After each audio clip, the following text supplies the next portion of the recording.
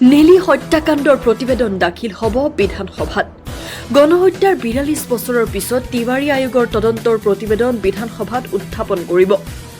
হয়, অসম বিধানসভাৰ আগন্তুক অধিৱেশনত ১৯৮৩ৰ নেলি হত্যাকাণ্ডৰ তদন্ত কৰা তিৱাৰী আয়োগৰ প্ৰতিবেদন দাখিল কৰাৰ বাবে অনুমোদন জনাইছে কেবিনেটে।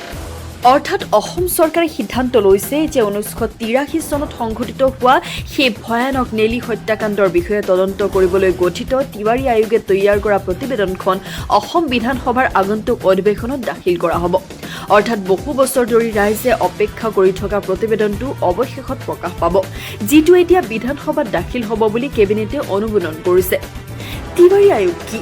তিৱাৰী আয়োগ হৈছে ১৯৮৩ চনৰ নেলি হত্যাকাণ্ডৰ তদন্ত কৰিবলৈ অসম চৰকাৰে গঠিত এটা অনুসন্ধান আয়োগ। এই প্ৰতিবেদনখন ১৯৮৪ চনত চৰকাৰক দাখিল কৰা হৈছিল, কিন্তু বহু দশক ধৰি এই প্ৰতিবেদনখন ৰাজহুৱা কৰা হোৱা নাছিল।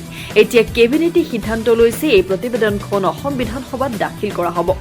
উল্লেখযোগ্য যে ১৯৮৩ চনৰ ১৮ ফেব্ৰুৱাৰীৰ দিনটো ৰাজ্যৰ বাবে এটা কলা দিন, কাৰণ ১৮ ফেব্ৰুৱাৰীৰ সেই দিনটোতেই নেলি আৰু ওচৰৰ ১৪টা গাঁৱত ভয়াৱহ হত্যাকাণ্ড সংঘটিত হৈছিল, য'ত প্ৰায় ২০০০ৰো অধিক লোক নিহত হৈছিল। মন কৰিবলগীয়া যে এই ঘটনা অসম আন্দোলনৰ সময়ত নহয়, নিৰ্বাচনৰ আগদিনা সংঘটিত হৈছিল।